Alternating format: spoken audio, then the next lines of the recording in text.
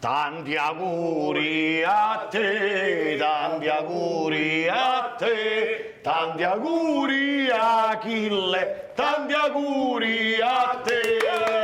Grazie ragazzi, grazie. E prima di partire in battaglia mi faceva piacere avervi a cena per il mio compleanno. Non poteva mancare ovviamente il grande Ercole. Sofforta! Sottoglia! E poi è venuto anche Ulisse. Amici, per essere qui oggi con voi è stata un'odissea, agita Polifeme e Maranuccio Cavallo. E poi non poteva mancare ovviamente il grande amico mio, il grande Patolo. Patibolo. Patroclo. Patata. Sapurissimo, insomma. Vabbè. E visto che veniamo tutti dalla Magna Grecia, a questo punto, Magnam! A salute! Auguri a me!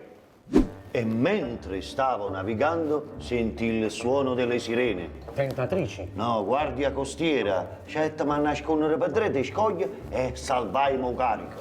Allora, Patroclo, in battaglia ci portiamo Ercole e Maciste. Maciste, ma Sansone no, non ce lo portiamo. E perché? Ma non me. Tu devi partire per una battaglia, vai ad un barbiere a te dare i capelli. Allora ragazzi, era tutto buono e squisito? Tutto squisito, tutto buonissimo, però Achille per il tuo compleanno ci siamo permessi di farti un pensierino. Oh, ma non dovevate! Patato! Patroclo. Sì, Patroclo. Per un amico questo è altro. Già. Carta la carta! Stava la carta, già. carta la carta. No, però.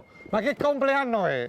Ma dico io, lo sapete pure che devo partire in battaglia e mi regalate i sandali aperti? Con problemi che tengo da allora.